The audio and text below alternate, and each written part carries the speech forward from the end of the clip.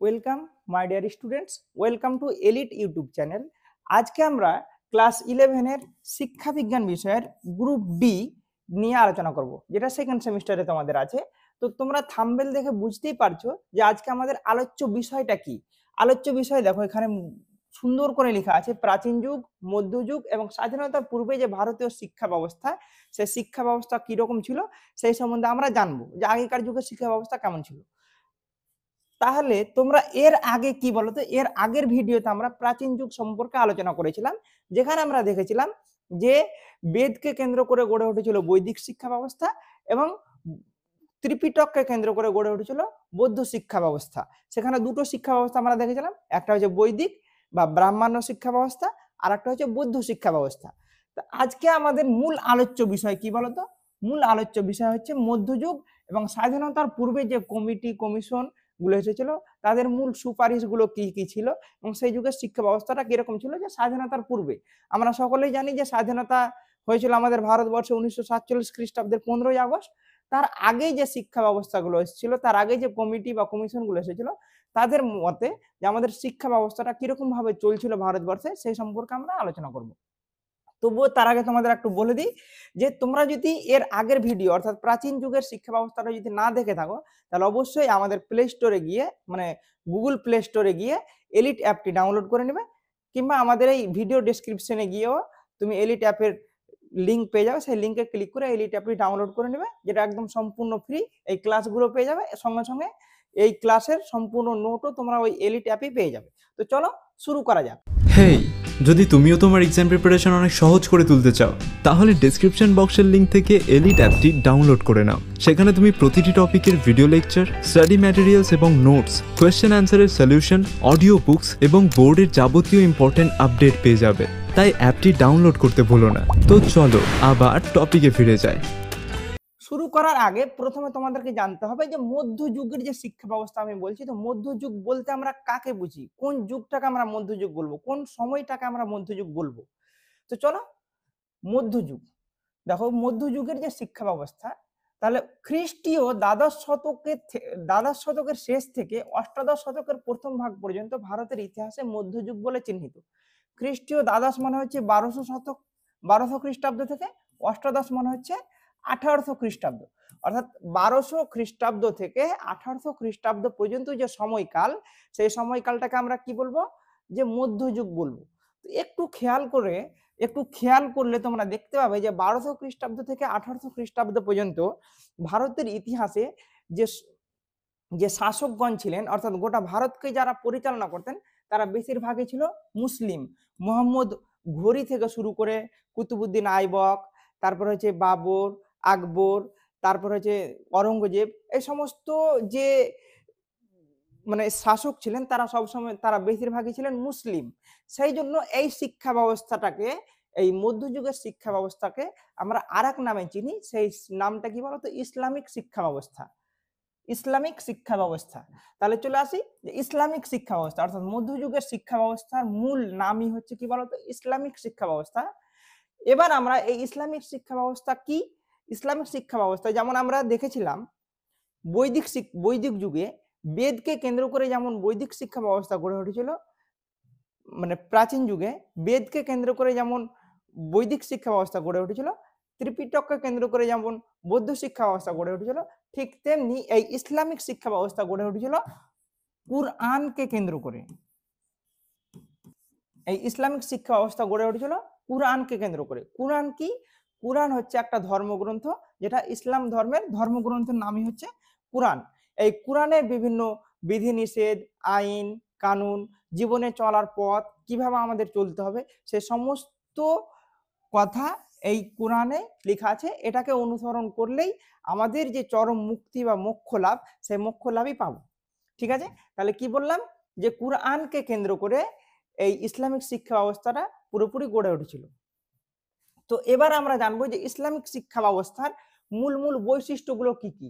এই ইসলামিক শিক্ষা ব্যবস্থার মূল বৈশিষ্ট্য এই যেমন আমরা বৈদিক শিক্ষা ব্যবস্থার মূল বৈশিষ্ট্যগুলো আমরা জেনেছিলাম, যে ওদের শিক্ষার লক্ষ্যগুলো কি কি হবে, তাদের পাঠ্যক্রমে কোন কোন বিষয় পড়ানো হবে, তাদের শিক্ষা শুরুর অনুষ্ঠানের নাম কি।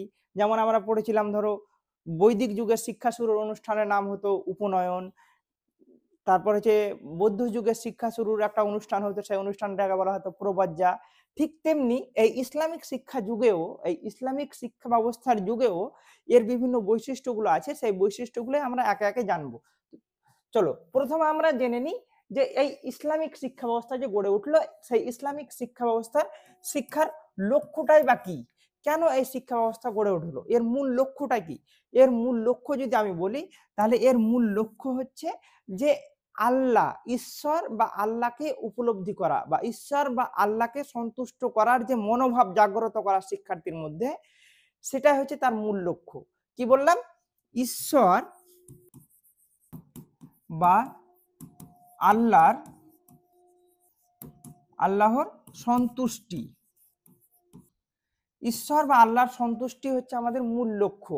আমাদের জীবনের অর্থাৎ প্রত্যেকটা শিক্ষার্থীর মূল লক্ষ্যই হবে ঈশ্বর বা আল্লাহর কে আমরা যাতে সন্তুষ্টি করতে পারি, সেই মনোভাব যাতে আমরা আমাদের মনের মধ্যে নিয়ে আসতে পারি। এবং সেটার জন্য আমাদের প্রয়োজন যে তার যে ধর্মগ্রন্থ কোরআন, সেই কোরআনকে কেন্দ্র করেই আমরা এই ঈশ্বর বা আল্লাহর উপলব্ধি করতে পারবো, বা ঈশ্বর বা আল্লাহর সান্নিধ্য লাভ করতে পারবো। এবং এর জন্য এই শিক্ষা ব্যবস্থায় যে এই লক্ষ্যটাকে অর্জন করার জন্য ইসলামিক শিক্ষা ব্যবস্থায় আমাদের 5টি মূল ভিত্তির কথা বলা হয়। ইসলামিক শিক্ষা ব্যবস্থায় 5টি মূল ভিত্তির কথা বলা হয়। যেমন 1 নম্বর হচ্ছে কলেমা, তারপর হচ্ছে নমাজ, তারপর হচ্ছে রোজা, তারপর হচ্ছে হজ, তারপর হচ্ছে জাকাত। তো এগুলো কি, এগুলো আমরা আস্তে আস্তে জেনে নেব। দেখো এই যে এই লক্ষ্য, অর্থাৎ আমাদের যে মূল লক্ষ্য কি বললাম, যে ঈশ্বরের প্রতি ঈশ্বরকে সন্তুষ্ট করা বা আল্লাহকে সন্তুষ্ট করা। সেই আল্লাহকে সন্তুষ্ট করার জন্য আমাদের যে ইসলাম ধর্মের মূল 5টি বা ইসলামিক শিক্ষা ব্যবস্থার মূল 5টি ভিত্তি ছিল, সেই মূল 5টি ভিত্তি হচ্ছে কলেমা, নমাজ, রোজা, হজ এবং জাকাত। এই 5টি ভিত্তিকে কেন্দ্র করে আমরা এই যে চরম লক্ষ্য, সেই লক্ষ্যটা আমরা অর্জন করতে পারবো, নাহলে কিন্তু আমরা পারবো না। তাহলে এখানে কি বলছে যে কলেমা, কলেমা কি? কলেমা হচ্ছে আমাদের কি বলতো, ইসলাম ধর্মের প্রথম ভিত্তি। অর্থাৎ এটাই হচ্ছে ঈশ্বরকে, মানে কি বলবো, এখানে কলেমাই হচ্ছে প্রথম ভিত্তি। এখানে বলা হয় যে লা ইলাহা ইল্লাল্লাহ মুহাম্মাদুর রাসূলুল্লাহ, অর্থাৎ নেই কোনো উপাস্য আল্লাহ ছাড়া, এবং মুহাম্মদ সাল্লাল্লাহু আলাইহি সাল্লাম হচ্ছে তার পাঠানো হচ্ছে দূত।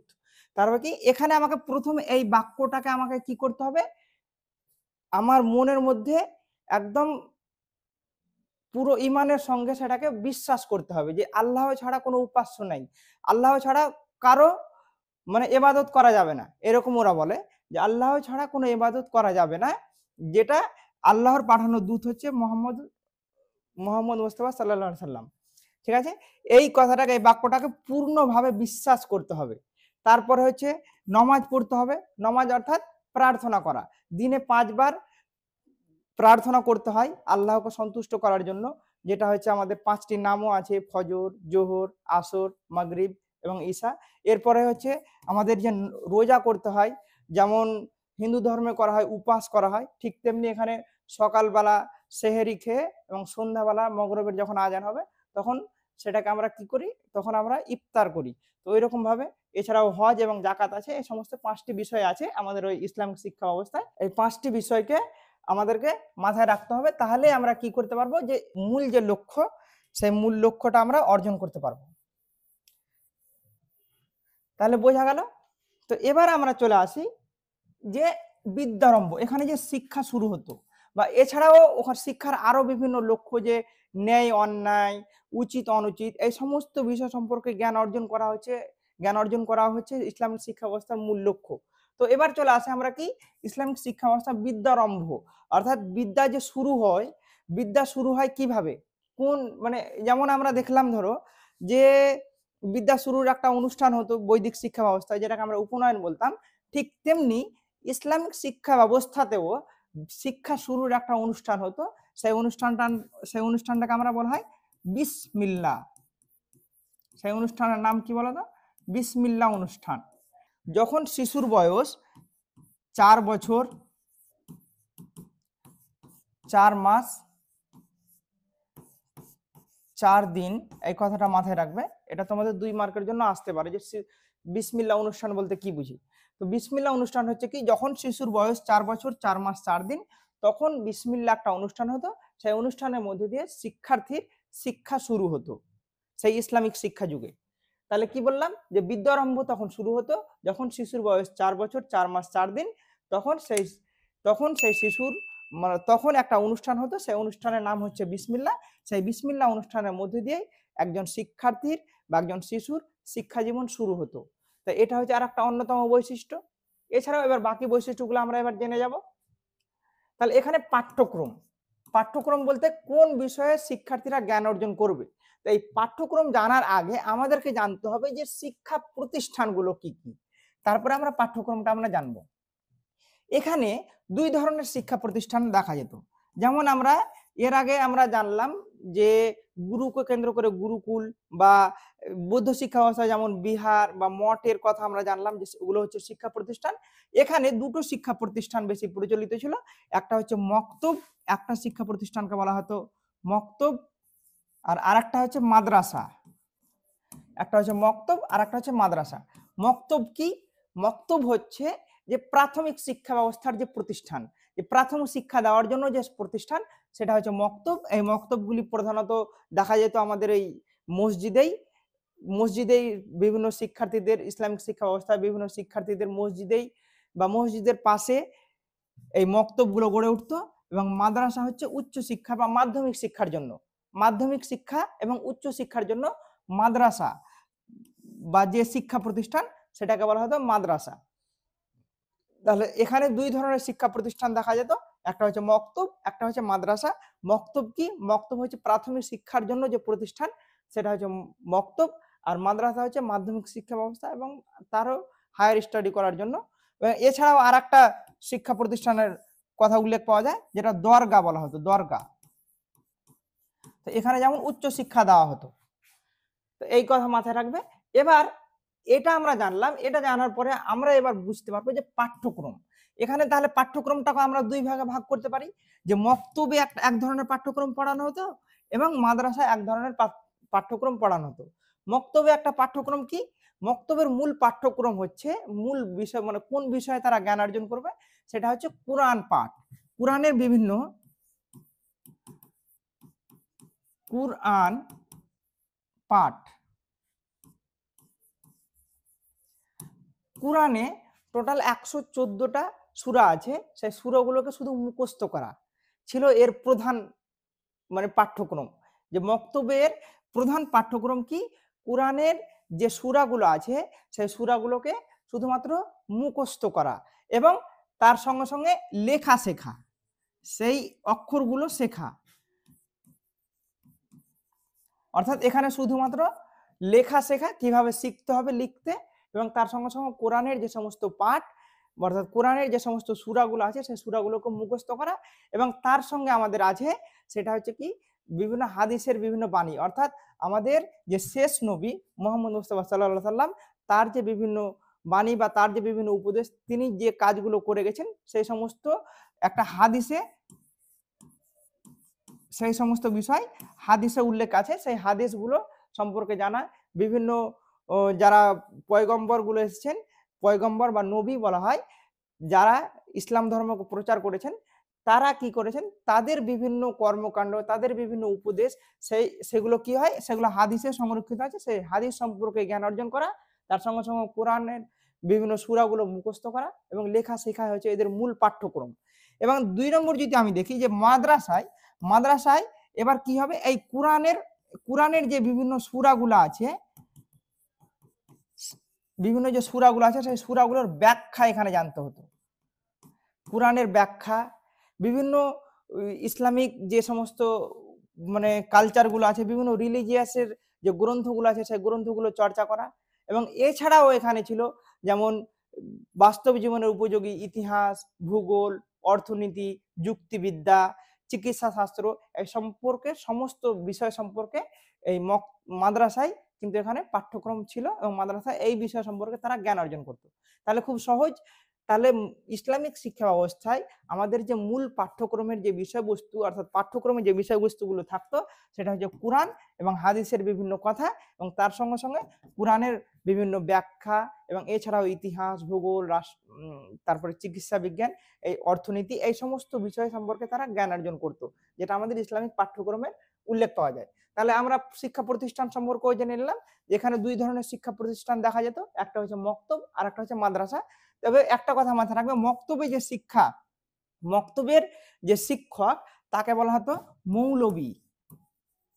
মাদ্রাসাতেও যে সমস্ত শিক্ষা দিত তাকেও মৌলবী বলা হতো। তবে এখানে বেশিরভাগ মৌলবীগুলোই আমাদেরকে শিক্ষাদান করাতেন। শিক্ষক তারাই ছিলেন শিক্ষক, তারাই আমাদেরকে বেশিরভাগ কোরআনের বিভিন্ন যে সূরাগুলো আছে তারা আমরা তারাই আমাদেরকে মুখস্থ করতে সাহায্য করতেন, আমাদের পড়াতেন। এবার আমরা চলে আসি যে ডিগ্রি প্রদান এই শিক্ষা ব্যবস্থায়। যেমন এখন বর্তমান শিক্ষা ব্যবস্থায় যে আমরা ডিগ্রি পাচ্ছি, যে মাধ্যমিক পাস, এইচএস পাস এরকম পাচ্ছি, তো ঠিক তেমনি আর তারপরেও ধরে নাও যে এখন যদি কেউ পিএইচডি করে তাহলে তাকে ডক্টর উপাধি দেওয়া হয়। ঠিক তেমনি এই ইসলামিক শিক্ষা ব্যবস্থায় বা মধ্যযুগের শিক্ষা ব্যবস্থায় যে একজন শিক্ষার্থী যদি ধর্মে পাণ্ডিত্য অর্জন করত তাহলে তাকে বলা হতো আলিম। আলিম উপাধি দেওয়া হতো। আলিম বা তালিম, বিভিন্ন বইয়ে এই দুটো নাম পাবে, হ্যাঁ, আলিম বা তালিম, ঠিক আছে। এবং যুক্তিশাস্ত্রে, যুক্তিবিদ্যায় যদি কেউ ডিগ্রি পাণ্ডিত্য অর্জন করত তাহলে তাকে একটা উপাধি দেওয়া হতো, সেই উপাধির নাম কি বলতো? ফাজিল। এবং সাহিত্যে যদি কেউ পাণ্ডিত্য অর্জন করত তাহলে তাকে দেওয়া হতো কাবিল উপাধি। এই কথাগুলো মাথায় রাখবে, এগুলো ভেরি ইম্পর্টেন্ট পয়েন্ট। তাহলে কি বললাম, যে তখনকার যুগে একটা ডিগ্রি প্রদান করা হতো, অর্থাৎ ইসলামিক শিক্ষা ব্যবস্থায় বা মধ্যযুগের শিক্ষা ব্যবস্থায় যে সমস্ত শিক্ষার্থীরা ধর্মে পাণ্ডিত্য অর্জন করত তাদেরকে দেওয়া হতো আলিম বা তালিম উপাধি। এবং যুক্তিবিদ্যায় কেউ যদি পাণ্ডিত্য অর্জন করতো তাকে দেওয়া হতো ফাজিল উপাধি। এবং সাহিত্যে কেউ যদি পাণ্ডিত্য অর্জন করতো তাহলে তাকে দেওয়া হতো কাবিল উপাধি। ঠিক যেমন এখন বর্তমানে কেউ যদি যে কোনো বিষয়ে পিএইচডি করে তাহলে তাকে একটা উপাধি দেওয়া হয় যেটা বলা হয় ডক্টর উপাধি, ডক্টর। ঠিক তেমনি তখনকার যুগে এরকম উপাধি দেওয়া হতো বা এরকম ডিগ্রি তাকে দেওয়া হতো, হ্যাঁ, এরকম ভাবে তাকে সম্মানিত করা হতো। চলো এবার আমরা নেক্সট পয়েন্টে চলে যাই, যে শিক্ষণ পদ্ধতি, অর্থাৎ এখানে শিক্ষণ পদ্ধতিটা কিরকম হবে, কিভাবে শিক্ষা দেওয়া হতো। এখানে মূল শিক্ষা দেওয়া হতো সেটা হচ্ছে মৌখিক উপায়ে শিক্ষা দেওয়া হতো। এবং শিক্ষার যদি মাধ্যমের কথা বলি, যে কোন মাধ্যমে, এখানে মূল মাধ্যম ছিল কি বলতো, শিক্ষার মাধ্যম ছিল আরবি ভাষা, তার সঙ্গে সঙ্গে ছিল ফার্সি ভাষা, আরবি এবং ফার্সি ভাষা। শেষের দিকে দেখা যায় সেখানে উর্দু ভাষাও লক্ষ্য করা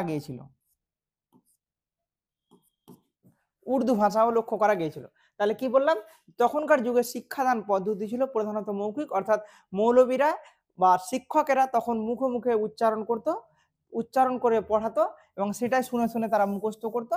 এবং সেখানকার যে শিক্ষা ব্যবস্থার যে মূল মাধ্যম ছিল, কোন ভাষাতে শিক্ষা দিত, সেটা হচ্ছে আরবি, ফার্সি এবং উর্দু ভাষাতে তখনকার যুগে শিক্ষা ব্যবস্থা। সেখানে মাতৃভাষা একটু অবহেলিত হয়েছিল, ঠিক আছে। তারপরে এবার আমরা নেক্সট বৈশিষ্ট্যতে চলে যাই। নেক্সট বৈশিষ্ট্য হচ্ছে শৃঙ্খলা হচ্ছে কি বলতো, শৃঙ্খলা হচ্ছে তখনকার যুগে নিয়ম কানুন কিরকম ছিল। তখনকার যুগে একদম কঠোর নিয়ম ব্যবস্থা ছিল, অর্থাৎ কোনো শিক্ষার্থী যদি কোনো ভুল কাজ করত তাহলে তাকে কঠোর শাস্তি ভোগ করতে হতো। যেমন এরকম ভাবে এখানে উল্লেখ পাওয়া যায় যে কোনো শিক্ষার্থীর বয়স 7 বছর যখন হয়ে যাবে তখন তাকে নামাজের জন্য আদেশ দাও। কিন্তু তখন কিন্তু মারার কোন একটা ছিল না, সেই ব্যবস্থা ছিল না। কিন্তু ওই শিক্ষার্থী যদি 11 বছর হয়ে যায় বা 12 বছর হয়ে যায় তখন যদি সে নামাজ পড়তে না যায় তাহলে তাকে বল প্রয়োগ করার কথাও বলা হয়েছে, যে তাকে মারো, মেরে তাকে নামাজ পড়তে পাঠাও। কঠোর শৃঙ্খলার ব্যবস্থা তখন ছিল। তো এইরকম ভাবে তখনকার যুগের শিক্ষা ব্যবস্থাটা চলতো, এরকম ভাবে শৃঙ্খলা ছিল তাদের। এবার আমরা চলে আসি শিক্ষক এবং শিক্ষার্থীর যে সম্পর্ক, সেই সম্পর্কটা কিরূপ ছিল। শিক্ষক এবং শিক্ষার্থীর সম্পর্ক ছিল একদম মধুর। যেমন আমরা এতে আমরা দেখলাম এই বৈদিক শিক্ষা ব্যবস্থায় যে শিক্ষা এবং শিক্ষার্থীর সম্পর্ক ছিল পিতা ও পুত্রের মতো, ঠিক তেমনি এখানেও শিক্ষক এবং শিক্ষার্থীর সম্পর্ক ছিল একদম মধুর, পিতা এবং পুত্রের মতো। মাদ্রাসায় যদি আমরা দেখি তাহলে তারা একসঙ্গে খাওয়া দাওয়া করতো, একসঙ্গে তারা ঘুমাতো, এরকম ভাবে দেখা যায়। যারা আবাসিক আছে তারা একসঙ্গে ঘুমাতো, টিচার এবং স্টুডেন্ট একসঙ্গে ঘুমাও মানে একসঙ্গে সারা রাতও থাকে। তাহলে এরকম ভাবে তার পিতা এবং পুত্রের সম্পর্কের মতো তাদের শিক্ষক এবং শিক্ষার্থীর সম্পর্ক ছিল। চলো এবার আমরা জেনে যাই যে নারী শিক্ষা, তখনকার যুগে নারী শিক্ষা ব্যবস্থা কিরকম ছিল। তখনকার যুগে নারীরা শিক্ষার ক্ষেত্রে প্রথম দিকে অবহেলিত হলেও শেষের দিকে যখন তাদের মধ্যে অর্থাৎ ইসলামিক শিক্ষা ব্যবস্থায় পর্দার প্রচলন হয়েছিল, তখন এই নারীরাও বিভিন্ন শিক্ষার সুযোগ পেয়েছিল। যেমন তখনকার যুগে বিভিন্ন বিদুষী নারীর নাম যেমন উল্লেখ পাওয়া যায়, নূরজাহান, গুলবাদান বেগম, নূরজাহান, তারপর হচ্ছে গুলবাদান বেগম, এছাড়াও বিভিন্ন নারীর উল্লেখ পাওয়া যায়। তারা তখন শিক্ষা অর্জন করেছিল কোরআন এবং হাদিস এবং বাস্তব পরিপ্রেক্ষিতে যে সমস্ত জ্ঞান, সে সমস্ত জ্ঞানগুলো তারা অর্জন করেছিল এবং এই বিষয়ে পাণ্ডিত্য অর্জন করেছিল। এবার আমরা চলে আসবো যে sub unit C. Sub unit সিতে কি আছে? Education system of pre independence period, অর্থাৎ স্বাধীনতার পূর্বে, প্রি মানে হচ্ছে আগে, ইন্ডিপেন্ডেন্স মানে হচ্ছে স্বাধীনতা। স্বাধীনতার আগে যে শিক্ষা ব্যবস্থা, সেই শিক্ষা ব্যবস্থায় আমরা কি করলাম, সেই শিক্ষা ব্যবস্থা যে সিস্টেমটা ছিল, শিক্ষা ব্যবস্থার সিস্টেম, সেই সিস্টেমটা আমরা জানবো। তার আগে আমি তোমাদের আর একটা কথা বলি যে আমাদের যে আজকে যে আলোচনা করলাম প্রথম পার্ট, সেই পার্টটা কি মধ্যযুগের শিক্ষা ব্যবস্থা, যেটাকে আমরা ইসলামিক শিক্ষা ব্যবস্থা নামে জানি। একটু সামারাইজ করে দিচ্ছি তোমাদের, তাহলে বুঝতে অসুবিধা হবে। কি হলো, সেখানে আমরা দেখলাম যে কোরআনকে কেন্দ্র করে একটা শিক্ষা ব্যবস্থা গড়ে উঠলো। সেই শিক্ষা ব্যবস্থার নাম হচ্ছে ইসলামিক শিক্ষা ব্যবস্থা। এটার মূল লক্ষ্য ছিল কি? এর মূল লক্ষ্য ছিল ঈশ্বরকে উপলব্ধি করা বা আল্লাহকে সন্তুষ্ট অর্জন করা হচ্ছে আমাদের মূল লক্ষ্য। সেই লক্ষ্য অর্জন করার জন্য সেখানে 5টা স্তম্ভর কথা বলে, একটা কলেমা, নমাজ, রোজা, হজ এবং জাকাত। এবং এখানে একটা অনুষ্ঠান হতো যেখানে শিক্ষা শুরু হতো। সেই অনুষ্ঠানের নাম আমরা দেখলাম যে বিসমিল্লাহ অনুষ্ঠান, যেটা যখন একটা শিশুর 4 বছর 4 মাস 4 দিন বয়স হতো, সেই সময় একটা অনুষ্ঠান হতো। সেই অনুষ্ঠানের নাম হচ্ছে বিসমিল্লাহ, তার মধ্যে দিয়ে তার শিক্ষাটা শুরু হতো। তারপরে আমরা এখানে দেখলাম যে এখানকার যে মূল পাঠ্যক্রম, সেই মূল পাঠ্যক্রম হচ্ছে কোরআন এবং হাদিস। এই দুটোর আলোকে জীবনটাকে বা আমাদের চরিত্রটাকে এই দুটোর ওপর ভিত্তি করে, এই দুটো বিষয়ের উপর জ্ঞান অর্জন করেই আমাদের চরিত্রকে উন্নতি করতে হবে এবং উত্তম চরিত্রের অধিকারী হতে হবে। এবং তাহলেই আমরা কি করতে পারবো, আমাদের পরম ঈশ্বর বা আল্লাহর উপলব্ধির মানে সান্নিধ্য লাভ করতে পারবো। এবং এছাড়াও এখানে আমরা যেটা দেখলাম যে শিক্ষণ পদ্ধতিতে আমরা দেখলাম মৌখিক শিক্ষণ পদ্ধতি। এবং এখানে শিক্ষার যে মাধ্যম ছিল, সেটা মাধ্যম ছিল প্রধানত আরবি ভাষা। এবং এখানে যে ডিগ্রি দেওয়া হতো, সেই ডিগ্রিগুলো হচ্ছে আলিম, মানে যদি কেউ এতে মানে ধর্মে পাণ্ডিত্য অর্জন করতো তাকে আলিম উপাধি দেওয়া হতো। কেউ যদি যুক্তিবিদ্যায় পাণ্ডিত্য অর্জন করতো তাহলে তাকে ফাজিল উপাধি দেওয়া হতো। এবং আরেকটা যেটা দেখলাম আমরা, সাহিত্যে যদি কেউ পাণ্ডিত্য অর্জন করতো তাহলে তাকে কাবিল উপাধি দেওয়া হতো। এই সমস্ত বিষয়গুলো আছে। এবং এখানে বিভিন্ন নারী শিক্ষারও আমরা উল্লেখ পাওয়া যায়, বিভিন্ন নারীর উল্লেখ পাওয়া যায়, বিদুষী নারী যারা শিক্ষা অর্জন করেছিল। তাহলে এবার আমরা চলে আসি আমাদের যে সি পার্ট, গ্রুপ ডি এর সি পার্টে আমাদের যেটা আছে education system of pre independence period, অর্থাৎ 1947 সালের আগে যে কমিটি বা কমিশন বা যে শিক্ষা ব্যবস্থাগুলো গড়ে উঠেছিল, শিক্ষার ক্ষেত্রে আমাদের ভারতবর্ষে শিক্ষাকে আরো উন্নত পর্যায়ে নিয়ে গেছিল, সেই শিক্ষা ব্যবস্থাগুলো জেনে নেব। প্রথম আমরা জেনে নিই যে শিক্ষা ব্যবস্থাগুলো কি কি। প্রথম যেটা আমাদের শিক্ষার জন্য একটা আইন পাস হয়, ভারতীয় শিক্ষা ব্যবস্থার জন্য একটা আইন পাস হয়, যেটা হচ্ছে সনদ আইন বা যে সেটাকে বলা হয় চার্টার অ্যাক্ট। আমরা প্রত্যেকটা আলাদা আলাদা ভাবে আলোচনা করব। প্রথমে এই পুরো বিষয়টাকে আমরা জেনে নিই যে আমাদের সিলেবাসে কি কি আছে, কি কি আমাদেরকে পড়তে হবে। একটা হচ্ছে চার্টার অ্যাক্ট, যেটা 1813 খ্রিস্টাব্দে আমাদের সামনে এসেছিল। আস্তে আস্তে ব্যাখ্যা করব। এবার এই চার্টার অ্যাক্টে কি বলা হয়েছিল, এর মূল উদ্দেশ্য কি ছিল, এই সমস্ত বিষয়গুলো আমরা জানবো। এরপরে আমাদের কাছে এলো মেকলে মিনিট, যেটা 1835 খ্রিস্টাব্দে এসেছিল। তোমাদের সিলেবাসে দেখবে প্রত্যেকটাতে সাল দেওয়া আছে। হ্যাঁ, তারপরে এসেছিল উডে ডেসপ্যাচ, তারপরে এসেছিল হান্টার কমিশন, যেটাকে আমরা ভারতীয় প্রথম শিক্ষা কমিশন হিসাবে চিনি। তারপর লর্ড কার্জনের যে শিক্ষানীতি, সেই শিক্ষানীতি এসেছিল, এবং এই শিক্ষানীতির ফলেই আমাদের যে ভারতের রাজধানী আগে ছিল কলকাতা, সেটা দিল্লিতে স্থানান্তরিত হয়েছিল। তারপরে হয়েছিল স্যাডলার কমিশন, তারপরে হরটক কমিশন, এবং শেষে যেটা 1944 খ্রিস্টাব্দে সার্জেন্ট রিপোর্ট বা সার্জেন্ট পরিকল্পনা, সেটা এসেছিল। সে সম্পর্কে আমরা আলোচনা করব। তো চলো প্রথমে আমরা এই বিষয়টাকে পুরোপুরি সামারাইজ করে নিই যে বিষয়টা কি। তাহলে সনদ আইন থেকে শুরু করে আমাদেরকে যে সার্জেন্ট পরিকল্পনা অর্থাৎ সার্জেন্ট রিপোর্ট পর্যন্ত যে কমিটি বা কমিশনগুলো এসেছে, সেই কমিটির মূল উদ্দেশ্য কি, এটা কিভাবে হলো, কেন এই কমিশনগুলো গঠন করা হলো, এই সমস্ত বিষয়গুলো আমরা জানবো। তাহলে প্রথমে আমরা চলে আসি যে সনদ আইন, চার্টার অ্যাক্ট, যেটা 1813 খ্রিস্টাব্দে এসেছিল। তো এই প্রথম শিক্ষার অর্থাৎ আমাদের ভারতের ইতিহাসে প্রথম সরকার দ্বারা একটা আইন পাস হয় শিক্ষা ক্ষেত্রে, যে আইনে দুটো ধারার কথা বলা হয়েছিল। যে আইনে দুটো ধারার কথা বলা হয়েছিল, একটা হচ্ছে 43 নম্বর ধারা আর একটা হচ্ছে 13 নম্বর ধারা। তো এই চার্টার অ্যাক্ট বোঝার আগে আমাদেরকে তখন বুঝতে হবে যে আমাদের সময় তখন কি হয়েছিল, যে ইসলামিক শিক্ষা ব্যবস্থা তখন চলছিল। ইসলামিক শিক্ষা ব্যবস্থার পরেই চলে এলো আমাদের চার্টার অ্যাক্ট। তো ইসলামিক শিক্ষা ব্যবস্থা কিছু ত্রুটি দেখা দিয়েছিল, যে শুধুমাত্র ইসলামকেই বেশি ফোকাস করা হয়েছিল। ইসলামিক শিক্ষা ব্যবস্থা যে সমস্ত বিষয়গুলো ছিল কোরআন বা হাদিস, সেটাকে বেশি ফোকাস করা হয়েছিল। সেই জন্য হিন্দু হিন্দু বা বিভিন্ন অন্যান্য যে সমস্ত ধর্মাবলম্বী ছাত্রছাত্রীরা ছিল, তারা একটু মানে তখন দ্বন্দ্বের মধ্যে পড়ে গেছিল। যদিও ইসলামিক শিক্ষা ব্যবস্থায় জাতি ধর্ম বর্ণ নির্বিশেষে সকলের শিক্ষার সুযোগ ছিল, তবুও এই সময় তখন কি হয়েছিল, যে ব্রিটিশরা আমাদের ভারতবর্ষে কিন্তু প্রবেশ করছিল। ব্রিটিশরা ভারতবর্ষে প্রবেশ করছিল। হ্যাঁ, তো ব্রিটিশরা যখন ভারতবর্ষে মানে প্রবেশ করছিল, তখন প্রাচ্য আর পাশ্চাত্য, প্রাচ্য মানে হচ্ছে ভারতীয় যে সমস্ত সংস্কৃতি, ভারতীয় যে সমস্ত রীতিনীতি আচার আচরণ আছে, ভারতের যে সমস্ত নিয়ম কানুন আছে, সেই নিয়ম কানুনগুলোকে বজায় রাখা। আর পাশ্চাত্য মানে হচ্ছে যে ইংরেজি শিক্ষার প্রসার করানো, তারপর হচ্ছে বিভিন্ন মিশনারিরা আছে, তাদের মূল উদ্দেশ্য ছিল খ্রিস্টান ধর্মকে মানে ছড়িয়ে দেওয়া। এই সমস্ত বিষয়গুলো তখন চলছিল, বিভিন্ন বিষয়গুলো ঐতিহাসিক বিষয়। তো তখন যে প্রাচ্য আর পাশ্চাত্য দুটো বিষয় ছিল। তো প্রাচ্য মানে আমরা জানলাম, এই দুটো বিষয় জেনে রাখো, তারপরে বাকি আস্তে আস্তে যখন আলোচনা করবো তখন তোমরা বুঝতে পারবে।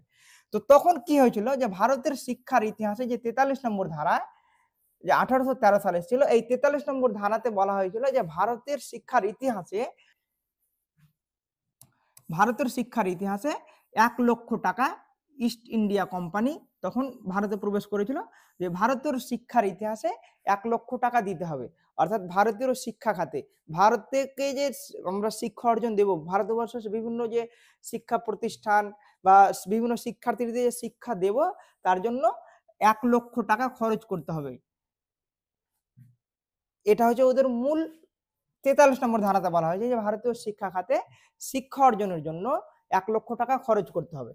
এবং 13 নম্বর ধারায় বলা হয়েছে যে ভারতবর্ষে যদি কেউ শিক্ষা দিতে চায়, বিভিন্ন জ্ঞানীগুণী ব্যক্তি যে কেউ ভারতবর্ষে প্রবেশ করতে পারে। এবার যে কেউ যখন প্রবেশ করতে পারে, তখন আমি তোমাদের বললাম এক্ষুনি যে মিশনারিরা তখন কি হলো, একদম ভারতে তখন প্রবেশ করতে লাগলো। তাদের মূল উদ্দেশ্য কি ছিল, যে মানে খ্রিস্টান ধর্মকে প্রচার এবং প্রসার করানো। তো তারা একটা সুযোগ পেয়ে গেল 13 নম্বর ধারাতে, যেটা বলা হয়েছে যে কেউ ভারতবর্ষে চলে আসতে পারছিল। তখন বিভিন্ন মিশনারির কিন্তু আগমন হয়েছিল, তারা খ্রিস্টান ধর্ম প্রচার এবং প্রসার করেছিল।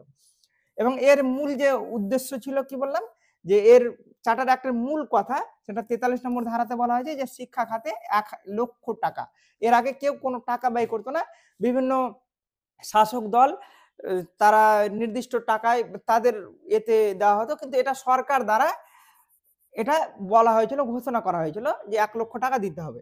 এবং সনদ আইনের এই গুরুত্বটা হচ্ছে এরকম, যে সনদ আইনে মূল গুরুত্ব যদি আমি বলি, যে শিক্ষা খাতে তারা 1 লক্ষ টাকা দিয়েছিল, এবং বিভিন্ন মানে মিশনারিরা এখানে শিক্ষার সুযোগ পেত, এবং ইংরেজি শিক্ষার তারা প্রসার ঘটতে লাগলো। যে আমি যদি ইংরেজি না বোঝাই, বা শিক্ষার্থীকে যদি আমি মানে ভারতবাসীকে যদি আমরা ইংরেজি শিক্ষা না দিই, পাশ্চাত্য জ্ঞান যদি আমরা না দিই, তাহলে কিন্তু কি হবে বলতো, তাহলে তাদের মধ্যে যে আমাদের যে ধর্মের যে সমস্ত বাণী বা ধর্মকে যে আমরা প্রচার করব, তাহলে তারা তো কিছু বুঝতে পারবে না, তারা যদি না শেখে, আমাদের কথা যদি না বোঝে।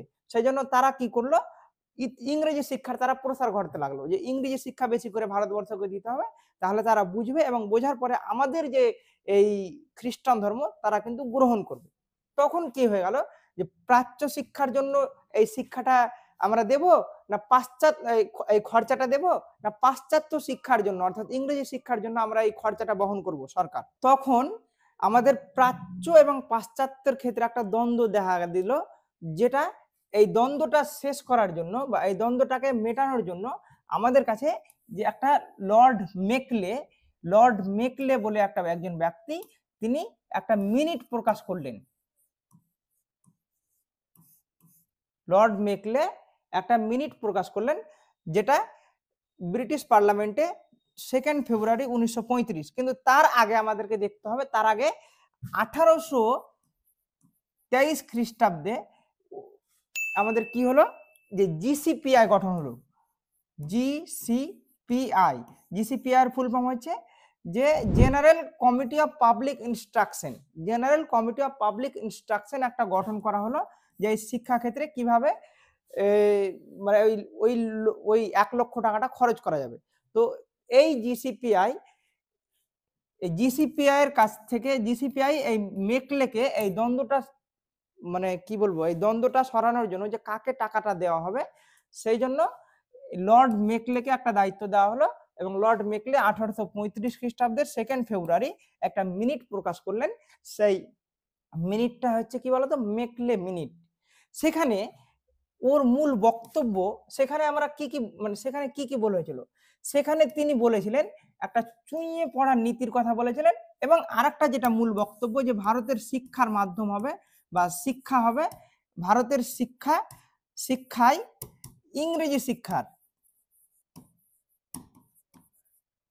ইংরেজি শিক্ষার প্রসার ঘটাতে হবে। ভারতীয় শিক্ষায় ইংরেজি শিক্ষার প্রসার ঘটাতে হবে, তাহলেই ভারতবর্ষ উন্নত হবে, না হলে কিন্তু হবে না, এরকম ভাবে বলছে। এবং সেই জন্য যে শিক্ষা ব্যবস্থার যে 1 লক্ষ টাকা কোথায় খরচ করবে, যে এই পাশ্চাত্য শিক্ষা ব্যবস্থা। এবং এছাড়াও কি করতে হবে, এটার মূল আরেকটা যেটা আমাদের লর্ড মেকলে যেটা কথা বলে, সেটা হচ্ছে ডাউনওয়ার্ড ফিল্টারেশন থিওরি, যেটা চুইয়ে পড়া নীতি। তোমরা এর আগে ইতিহাসে হয়তো পড়েছো। চুইয়ে পড়া নীতি মানে কি, যে যারা এলিট ক্লাস ব্যক্তিত্ব আছে, যারা এলিট ক্লাস মানে যারা উচ্চ পদস্থ আছে, বা যারা সমাজের ব্যক্তিবর্গের মধ্যে যারা উচ্চ শ্রেণী, তাদেরকে শুধুমাত্র শিক্ষা দাও। ধরো আমি 5 জনকে শিক্ষা দিলাম, আমি এখন তোমাদের শিক্ষা দিচ্ছি, এই যে তোমরা হয়তো 4 জন 5 জন বা 6 জন তোমরা শিখছো, ঠিক আছে। এবার এই 4-5 জন কি করবে, এই 4-5 জন আরো 4-5 জনকে শিক্ষা দেবে। এই ব্যক্তি আরো 2-3 জনকে শিক্ষা দেবে, এই ব্যক্তি আরো শিক্ষা দেবে, এই ব্যক্তি আরো শিক্ষা দেবে।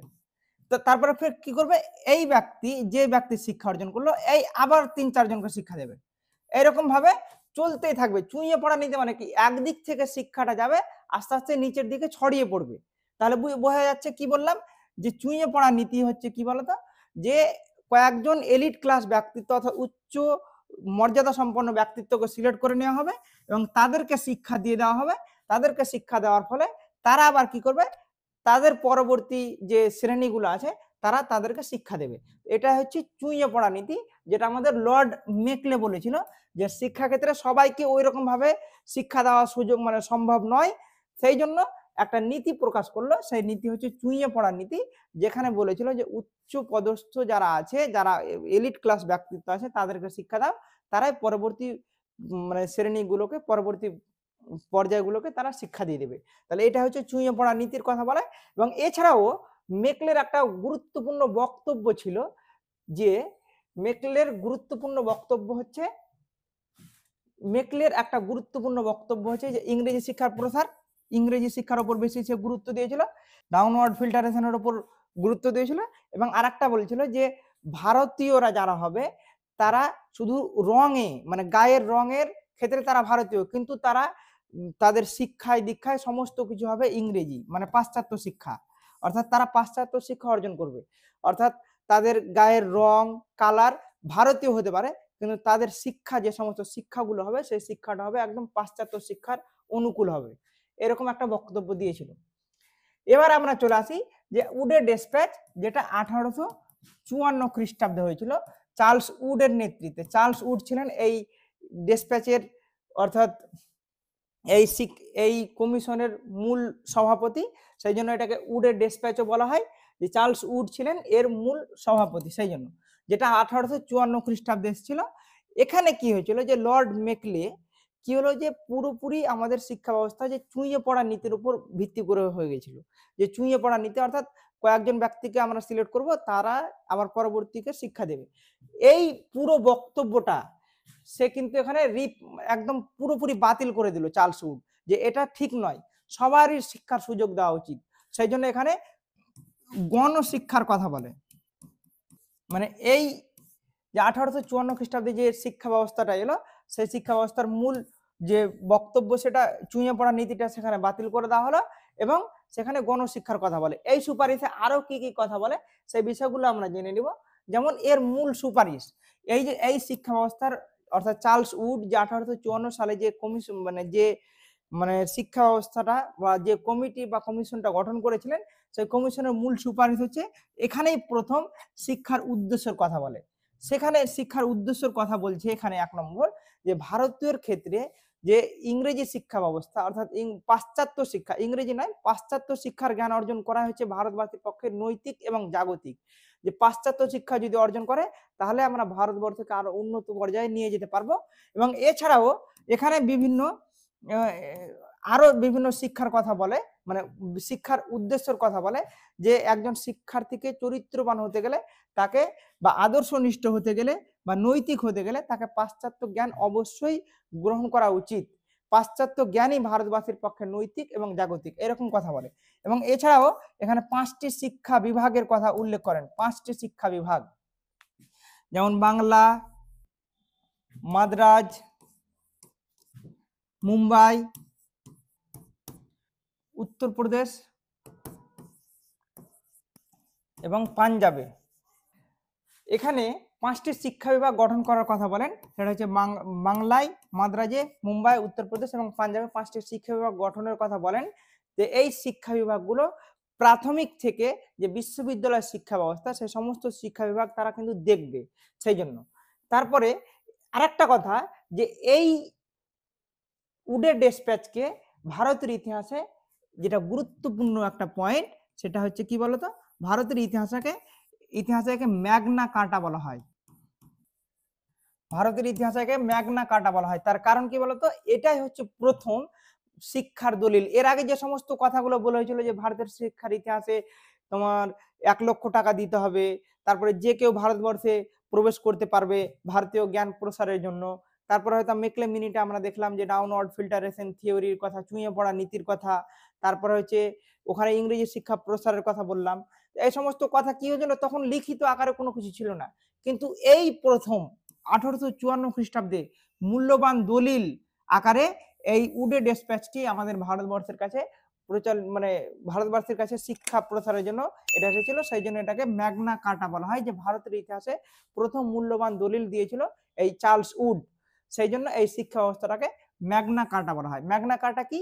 ম্যাগনা কার্টা হচ্ছে বিভিন্ন যে তৎকালীন যে ভাইসরয় তাদের স্বাক্ষর করা একটা মূল্যবান দলিল, তো সেটাকে বলা হয় ম্যাগনা কার্টা। সেই স্বাক্ষর করাই একটা মূল্যবান দলিল তখন প্রকাশিত হয়েছিল, সেই জন্য এটাকে ম্যাগনা কার্টা বলা হয়। এবার আমরা চলে আসি যে এখানে আর কি কি মূল সুপারিশ করেছিল, সেটা হচ্ছে আর একটা যেটা মূল্যবান সব থেকে ভারতের পক্ষে সব থেকে ভালো একটা সুপারিশ ছিল বা সব থেকে লাভজনক একটা সুপারিশ ছিল, যে বিশ্ববিদ্যালয় প্রতিষ্ঠা। এই কমিশনে বা এই চার্লস উডের ডেসপ্যাচেই কলকাতা, মুম্বাই এবং মাদ্রাজ, ক্যালকাটা, মুম্বাই এবং মাদ্রাজে 3টি বিশ্ববিদ্যালয় স্থাপনের সুপারিশ দেয় এই ডেসপ্যাচেই, যেটা 1857 খ্রিস্টাব্দে এই 3টি বিশ্ববিদ্যালয় স্থাপিত হয়। এবং তাহলে এটা সব থেকে ভারতবাসীর পক্ষে লাভজনক, যেটা আমাদের উডে ডেসপ্যাচে সুপারিশ করা হয়েছিল যে ক্যালকাটা, মুম্বাই এবং মাদ্রাজে 3টি বিশ্ববিদ্যালয় স্থাপন করতে হবে। সেই 3টি বিশ্ববিদ্যালয় 1857 সালে স্থাপিত হয়েছিল। তাহলে এটা একটা আর একটা খুব গুরুত্বপূর্ণ সুপারিশ। এবং এছাড়াও এখানে প্রাথমিক শিক্ষার কথা বলে যে প্রত্যেকটা শিক্ষার্থীকে প্রাথমিক শিক্ষা ভালোভাবে দিতে হবে। শুধুমাত্র প্রাথমিক নয়, এখানে প্রাথমিক থেকে শুরু করে বিশ্ববিদ্যালয় শিক্ষা পর্যন্ত একটা গুরুত্বপূর্ণ সুপারিশ এখানে করা হয়েছিল। এবং এছাড়াও এখানে নারী শিক্ষার কথা এখানে ভালোভাবে উল্লেখ করা হয়েছিল যে প্রত্যেকটা নারী যাতে শিক্ষার ক্ষেত্রে সুযোগ পায়, সেই সুযোগটা তাকে করে দেওয়া হতো। এবার আমরা চলে আসি যে এই শিক্ষা ব্যবস্থার অর্থাৎ চার্লস উডের যে ডেসপ্যাচ আমরা দেখলাম, চার্লস উডের ডেসপ্যাচের শিক্ষার গুরুত্বটা কি। এই তাহলে এর মূল যদি গুরুত্ব বলি, তো এর মূল গুরুত্ব ১ নম্বর হচ্ছে এই চার্লস উডেই অর্থাৎ এই ডেসপ্যাচেই শিক্ষার উদ্দেশ্যের কথা এখানে গৃহীত হয়েছিল, যেটা ভারতবর্ষের পক্ষে খুবই গুরুত্বপূর্ণ একটা বিষয়। তারপরে আমরা যেটা জানবো যে ২ নম্বর যে এর মূল তাৎপর্য বা গুরুত্ব হচ্ছে যে এই ডেসপ্যাচের মাধ্যমেই অর্থাৎ এই শিক্ষা কমিশনের মাধ্যমেই আমাদের ক্যালকাটা, মুম্বাই এবং মাদ্রাজে কি হয়েছিল ৩টি বিশ্ববিদ্যালয় স্থাপিত হয়েছিল, যেটা বর্তমানের পক্ষে খুবই মানে ভারতবাসীর পক্ষে খুবই লাভজনক। এবং এছাড়াও এখানে এখানে আমাদের বৃত্তি শিক্ষার কথা বলে এই কমিশন আমাদের শিক্ষকদের কিভাবে প্রশিক্ষণ অর্থাৎ শিক্ষকরা কিভাবে প্রশিক্ষণ পাবে এবং সেই প্রশিক্ষণের মধ্যে দিয়ে শিক্ষার্থীদেরকে কিভাবে শিক্ষা দেবে, সেই সমস্ত বিষয়বস্তু এই কমিশনে বলা হয়েছিল, যেটা খুব গুরুত্বপূর্ণ এবং তাৎপর্যপূর্ণ ভারতের ইতিহাসে। এবার আমরা চলে আসব যে হান্টার কমিশন, যেটা 1882 খ্রিস্টাব্দে হয়েছিল, যেটা আমি তোমাদের বললাম যে ভারতবর্ষের প্রথম শিক্ষা কমিশন, ভারতীয় প্রথম শিক্ষা কমিশন। এরকম ভাবে বিভিন্ন কুইজ বা বিভিন্ন আমাদের চাকরি বাকরির পরীক্ষাতেও আসে যে ভারতের ইতিহাসে প্রথম শিক্ষা কমিশনের নাম কি। সেই কমিশনের নাম আমরা কি জানলাম, হান্টার কমিশন, যেটা চার্লস হান্টার 1882 খ্রিস্টাব্দে 3রা ফেব্রুয়ারি, তৎকালীন ভাইসরয় ছিলেন লর্ড রিপন, সেই লর্ড রিপনের কাছে প্রথম ভারতীয় শিক্ষা কমিশন এটা গঠন করেছিলেন উইলিয়াম হান্টার। তো উইলিয়াম হান্টার এই কমিশনের মূল সভাপতি ছিলেন, সেই জন্য তার নাম অনুসারে এই কমিশনের নাম হয় হান্টার কমিশন, যেটা 1882 খ্রিস্টাব্দের 3রা ফেব্রুয়ারি এসেছিল। তাহলে আমাদের এইরকম ভাবে কোশ্চেন আসে যে স্বাধীনতার পূর্বে প্রথম ভারতীয় শিক্ষা কমিশনের নাম কি, সেটা হান্টার কমিশন, বা প্রথম ভারতীয় শিক্ষা কমিশন নাম কি, সেটা হচ্ছে হান্টার কমিশন। তো এই হান্টার কমিশনের মূল সুপারিশ কি, এই হান্টার কমিশন প্রধানত দুটি বিষয়ের উপর বেশি গুরুত্ব দিয়েছিল। একটা হচ্ছে প্রাথমিক শিক্ষা আর একটা হচ্ছে মাধ্যমিক শিক্ষা। কি বললাম, দুটি স্তরের উপর বেশি গুরুত্ব দিয়েছিল। আমাদের যে সমস্ত স্টেজ আছে, যেমন primary, upper primary, high school, মানে এই সেকেন্ডারি, তারপর হচ্ছে গ্রাজুয়েশন, তারপরে উচ্চশিক্ষা বা ইউনিভার্সিটি লেভেল, যে লেভেলের কথা আমরা বলি। তাহলে কি এই দুটো বিষয়ের উপর, একটা হচ্ছে প্রাথমিক শিক্ষা আর একটা হচ্ছে মাধ্যমিক শিক্ষার উপর এই কমিশন বেশি গুরুত্ব দিয়েছিল, প্রাথমিক এবং মাধ্যমিক। তো প্রাথমিক শিক্ষার ক্ষেত্রে কি কি সুপারিশ করেছিল এবং মাধ্যমিক শিক্ষার ক্ষেত্রে কি কি সুপারিশ করেছিল, এগুলো আমরা জেনে নিব। তাহলে এই পুরোপুরি হান্টার কমিশনটা আমাদের কাছে একদম পুরোপুরি ক্লিয়ার হয়ে যাবে। তাহলে হান্টার কমিশন প্রাথমিক শিক্ষা সম্পর্কে যে সমস্ত সুপারিশগুলো করেছিল, সেই সুপারিশগুলি হলো, 1 নম্বর যদি আমি বলি যে প্রাথমিক শিক্ষার ক্ষেত্রে যে সুপারিশ করেছিল, সেটা হচ্ছে প্রাথমিক শিক্ষার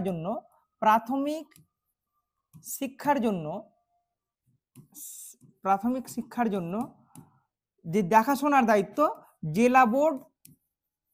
জেলা বোর্ড এবং মিউনিসিপ্যালিটি বোর্ড গুলির হাতে তুলে দেওয়া হবে বলছে ওরা। মিউনিসিপ্যালিটি, জেলা বোর্ড এবং মিউনিসিপ্যালিটির হাতে তুলে দিতে হবে। এবং প্রাথমিক শিক্ষার যে মাধ্যম হবে সেটা হচ্ছে মাতৃভাষার মাধ্যমে প্রাথমিক শিক্ষা দিতে হবে তারা বলে। তারপরে এরা কি বলে যে প্রাথমিক শিক্ষা হবে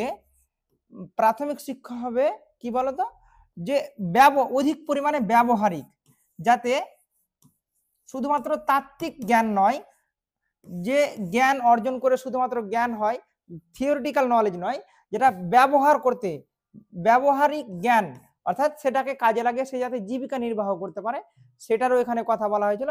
এবং সেখানে বলছে যে যদি আরেকটাও সুপারিশ বলছে প্রাথমিক শিক্ষার ক্ষেত্রে, সেটা কি বলতো, সেটা বলছে যে যদি কোনো শিক্ষার্থী অর্থাৎ প্রাথমিক শিক্ষা যদি মানে শিক্ষাক্ষেত্রে যে ভর্তির সুযোগ বা পড়াশোনার সুযোগের ক্ষেত্রে টাকা পয়সা নেওয়া হলেও দরিদ্র ছাত্রছাত্রীদের জন্য তাদের বিনা পয়সায় দরিদ্র ছাত্রছাত্রীদের জন্য বিনা পয়সায় শিক্ষার সুযোগ তাদেরকে দিতে হবে।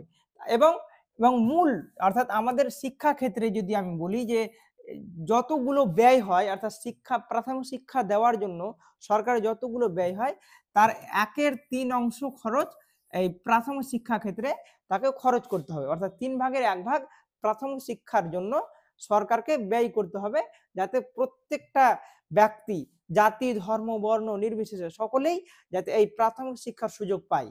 তো এই প্রাথমিক শিক্ষার এই সমস্ত মানে এই সমস্ত সুপারিশগুলো আমাদের হান্টার কমিশন করেছিল, যে প্রাথমিক শিক্ষার যে দায়িত্ব, দেখাশোনার দায়িত্ব সেটা হচ্ছে জেলা বোর্ড এবং মিউনিসিপ্যালিটি বোর্ডের হাতে ছেড়ে দিতে হবে। প্রাথমিক শিক্ষার মূল মাধ্যম হবে মাতৃভাষা এবং এই শিক্ষা হবে অধিক পরিমাণে ব্যবহারিক এবং দরিদ্র ছাত্রছাত্রীদের জন্য বিনা পয়সায় তাদেরকে মানে শিক্ষার সুযোগ দিতে হবে এবং সবাই যাতে শিক্ষার সুযোগ পায় এবং শিক্ষা খাতে 1/3 অংশ ব্যয় করতে হবে খরচকে। এবার আমরা চলে আসি সরকারকে। এবার আমরা চলে আসি যে মাধ্যমিক শিক্ষা ব্যবস্থা। মাধ্যমিক শিক্ষা ব্যবস্থার একটা মূল সুপারিশের কথা বলে, সেখানে মূল একটা পয়েন্ট, এই পয়েন্টটা সবসময় মাথায় রাখবে, যেটা হচ্ছে যে একটি আদর্শ প্রতি জেলায় একটা আদর্শ মডেল স্কুল বা মডেল স্কুল স্থাপন করতে হবে। প্রত্যেকটা জেলায় একটা ভালো একটা মডেল স্কুল তৈরি করতে হবে, যেটাকে দেখে সমস্ত বেসরকারি শিক্ষা প্রতিষ্ঠানগুলোও তারা কিভাবে সুযোগ মানে ওই শিক্ষাটা দেবে ওই রকম ভাবে দেখে ওই রকম ভাবে একই রকম ভাবে এমন একটা বিদ্যালয় তৈরি করব, আদর্শ বিদ্যালয়, যে বিদ্যালয়ে সমস্ত ধরনের ফ্যাসিলিটি থাকবে এবং সেটাকে অনুকরণ করেই যে আমাদের প্রাইভেট স্কুলগুলো তৈরি হবে সেগুলো সেইভাবে যাতে শিক্ষা দেয়। তাহলে একটা আদর্শ স্কুল স্থাপন করতে হবে এবং এখানে দুটো পাঠ্যক্রমের কথা দুটো ভাগে ভাগ করে দেয় এখানে পাঠ্যক্রমকে, যেটা একটা এ কোর্স এবং বি কোর্স নামে। অর্থাৎ এ কোর্সের ছাত্রছাত্রীরা যারা এ কোর্স নেবে তারা উচ্চ শিক্ষা অর্জন অর্থাৎ হায়ার স্টাডিজের জন্য তারা এ কোর্স অর্জন করবে, যারা আরো বেশি পড়াশোনা করতে চায়। এবং বি কোর্স যারা নেবে, পাঠ্যক্রমে যাদের মধ্যে বি কোর্স থাকবে, তাদের মূল লক্ষ্য কি? তাদের লক্ষ্য হলো যে ব্যবহারিক জীবনে যে বাস্তব জ্ঞান, সেই জ্ঞান অর্জনের জন্য তারা বিভিন্ন বি কোর্সের পাঠ্যক্রমগুলো অর্জন করবে, তারা যাতে জীবিকা নির্বাহ করতে পারে। এবং যারা উচ্চ শিক্ষা অর্জন করার জন্য অর্থাৎ বিভিন্ন ইউনিভার্সিটিতে ভর্তি হওয়ার জন্য, তখন এ কোর্সের বিভিন্ন ছাত্রছাত্রীরা ইউনিভার্সিটিতে ভর্তির জন্যই ওই পাঠ্যক্রমগুলো মানে পড়বে। এবং বি কোর্সের যারা আছে দুটো কোর্সের কথা প্রবর্তন করেন, যারা ধরো ইউনিভার্সিটিতে ভর্তি হবে তারা পড়বে এ কোর্স, আর যারা ব্যবহারিক জীবনে বাস্তব জীবনে জ্ঞান অর্জন করবে তারা পড়বে বি কোর্স। এখানে দুই ধরনের পাঠ্যক্রমের কথা বলে, যে জীবিকা নির্বাহ করার জন্য মানে বি কোর্স পড়বে এবং বিশ্ববিদ্যালয়ে ভর্তি হওয়ার জন্য তারা এ কোর্স এর কথা বলে, মানে এরকম ভাবে বলে। এবং এছাড়াও এখানে যে মাধ্যমিক শিক্ষাকে আরো বাড়ানোর জন্য, মাধ্যমিক শিক্ষা সকলেই পায় সেই জন্য তারা বেসরকারি শিক্ষা প্রতিষ্ঠানগুলোকে আর্থিক সাহায্য দেওয়ারও এখানে কথা বলে এই কমিশন, মানে তাদের সুপারিশে। তাহলে দুটো বিষয় আমরা দেখলাম যে এই হান্টার কমিশন দুটো বিষয়ের উপর, দুটো স্তরের উপর বেশি গুরুত্ব দিয়েছিল। একটা হচ্ছে প্রাথমিক আর একটা হচ্ছে মাধ্যমিক। প্রাথমিকের ক্ষেত্রে আমরা দেখলাম বিভিন্ন সুপারিশগুলো, মাধ্যমিকের ক্ষেত্রে মূল সুপারিশটা হচ্ছে একটা কথা মাথায় রাখবে, মূল সুপারিশ হচ্ছে একটা আদর্শ বিদ্যালয় প্রত্যেকটা জেলায় স্থাপন করার কথা বলে। এবং এখানে দুটো কোর্সের কথা বলে, একটা হচ্ছে এ কোর্স আর একটা হচ্ছে বি কোর্স। পাঠ্যক্রমে দুটো কোর্সের কথা বলে, একটা হচ্ছে এ কোর্স আর একটা হচ্ছে বি কোর্স। এ কোর্স হচ্ছে বিশ্ববিদ্যালয়ে ভর্তি হওয়ার জন্য পাঠ্যক্রম, আর বি কোর্স হচ্ছে ব্যবহারিক জীবনে জ্ঞান অর্জন করার জন্য বিভিন্ন পাঠ্যক্রমের জ্ঞান অর্জন করা। চলো এরপরে আমরা আসি যে লর্ড কার্জনের শিক্ষানীতি। লর্ড কার্জন যেটা 1904 খ্রিস্টাব্দে যে government of India and India's resolution of education policy 1904 সালে যেটা প্রকাশ করেছিল। এই সময়ে 1904 সালের 11ই মার্চ একটি সরকারি সিদ্ধান্তের আকারে তার শিক্ষানীতি প্রকাশ করেন, যেটা লর্ড কার্জন পলিসি নামে পরিচিত। তো এই সময়ের কিছুটা আগে যদি আমরা যাই, যে কেন এই লর্ড কার্জন এই শিক্ষা পলিসিটা, এডুকেশন পলিসিটা কেন তিনি দিলেন 1904 খ্রিস্টাব্দের 11ই মার্চ কেন দিলেন, তার দেওয়ার একটা নির্দিষ্ট কারণ আছে। তখনকার যুগে অর্থাৎ 1904 সালের আগে দেখা দিয়েছিল, মানে এমন অবস্থা দেখা দিয়েছিল আমাদের ভারতবর্ষের, যেমন ধরে নাও মানে এইরকম অবস্থা তখন, মানে এইরকম ভাবে লেখা আছে যে যে তখনকার যুগে যে 5টা গ্রামের মধ্যে 4টা গ্রামের, ভারতবর্ষের মধ্যে 5টি গ্রামের মধ্যে 4টা গ্রামের কোনো বিদ্যালয়ই ছিল না পড়াশোনার জন্য, শিক্ষা অর্জন করার জন্য। যদি কোনো মানে পিতার 4টা সন্তান থাকতো, তার মধ্যে মানে 3টে সন্তানই পড়ার সুযোগ পেত না, একটা সন্তান হয়তো সুযোগ পেত। যদি কারো 5টা মেয়ে থাকতো, তাহলে 4টি মেয়েই পড়াশোনার সুযোগ পেত না, একটা মেয়ে সামান্য শিক্ষা মানে একটু সুযোগ পেত। সেই জন্য 1904 সালে তিনি একটা পলিসি পাস করেন, যেটা লর্ড কার্জন এডুকেশনাল পলিসি নামে পরিচিত। সেখানে তিনি প্রাথমিক শিক্ষা, মাধ্যমিক শিক্ষা এবং উচ্চ শিক্ষা অর্থাৎ কলেজীয় শিক্ষার কথা, কলেজের শিক্ষার ব্যাপারে বিভিন্ন সুপারিশ বা বিভিন্ন মানে তার যে পলিসি, তার বিভিন্ন বক্তব্য, সেই বক্তব্যগুলো তিনি প্রকাশ করেন। যেমন প্রাথমিক শিক্ষার ক্ষেত্রে তিনি বলছেন যে প্রাথমিক শিক্ষার ক্ষেত্রে সরকারকে উদারভাবে অর্থ সাহায্য করতে হবে, যাতে সকলেই শিক্ষার সুযোগ পায়, এবং প্রাথমিক শিক্ষার জন্য শিক্ষার মাধ্যম হবে মাতৃভাষা, এবং মাতৃভাষার মাধ্যমে শিক্ষার্থীদেরকে শিক্ষা দিতে হবে। এবং প্রাথমিক শিক্ষার জন্য বিভিন্ন ধরো বিভিন্ন গ্রাম থেকেও বিভিন্ন করও আদায় করতে হবে, যার মাধ্যমে প্রত্যেকটা শিক্ষার্থীকে যাতে প্রাথমিক শিক্ষা যাতে তারা শিক্ষা অর্জন করতে পারে। সেই জন্য তাহলে কি বললাম যে এর মূল উদ্দেশ্য ছিল যে আর্থিক সাহায্য নেওয়া এবং উদারভাবে সাহায্য নেওয়া, যার মাধ্যমে প্রাথমিক শিক্ষাকে মানে আরো বেশি উন্নত করতে হবে এবং মাতৃভাষার মাধ্যমে শিক্ষা দিতে হবে। আমরা প্রাথমিক শিক্ষা জানলাম, এবার আমরা জানবো যে লর্ড কার্জনের যে মাধ্যমিক শিক্ষা ব্যবস্থা যে সমস্ত সুপারিশগুলো করেছিল, সেই সুপারিশগুলি হলো, তার মধ্যে 1 নম্বর যদি আমি বলি, তাহলে মাধ্যমিক শিক্ষা ব্যবস্থায় তার মূল লক্ষ্য ছিল যে মাধ্যমিক শিক্ষার জন্য যে মাধ্যমিক শিক্ষার জন্য উদারভাবে সাহায্য দেওয়ার কথা বলা, অর্থাৎ মাধ্যমিক যে সমস্ত প্রাইভেট বিদ্যালয়গুলো আছে, বেসরকারি বিদ্যালয়গুলো আছে, সেগুলোকে আর্থিক সাহায্য দিতে হবে। এবং এখানে যে শিক্ষা ব্যবস্থা, এই শিক্ষা ব্যবস্থার যে বেশিরভাগই শিক্ষা হবে বেশিরভাগ ব্যবহারিক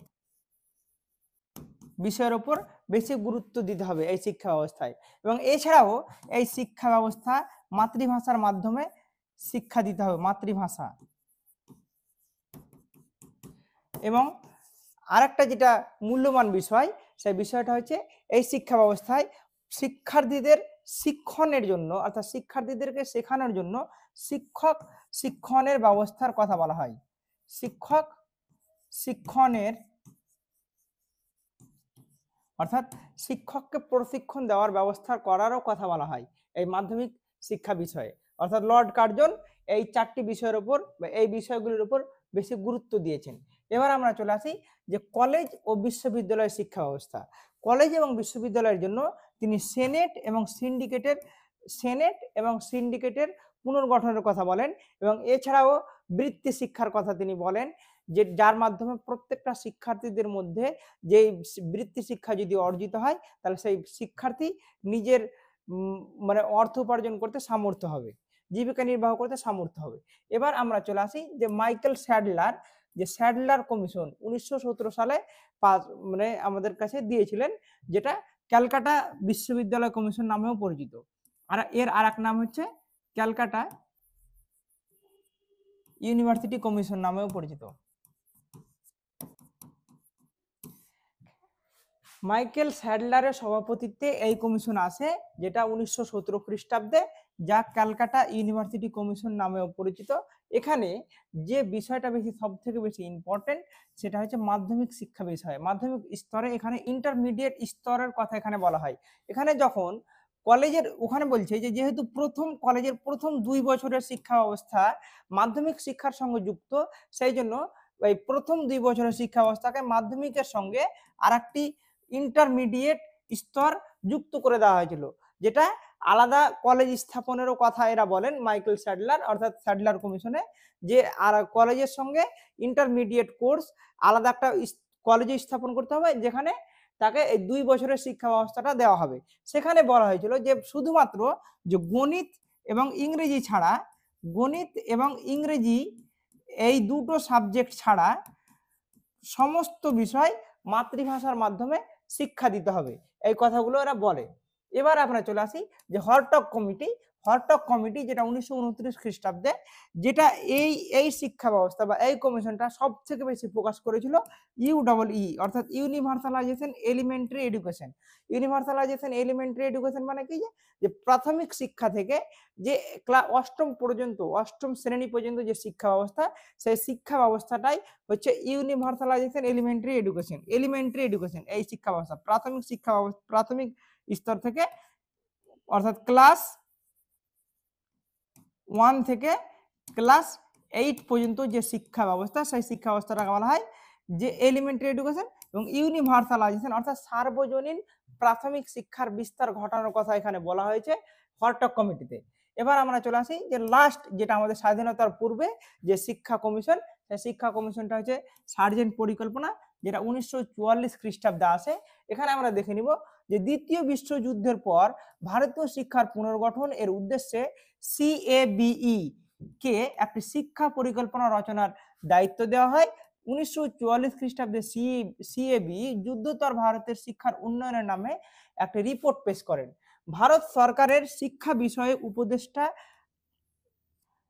4 জন সার্জেন্টের নাম অনুসারে, এখানে 4 জন, এখানে স্যার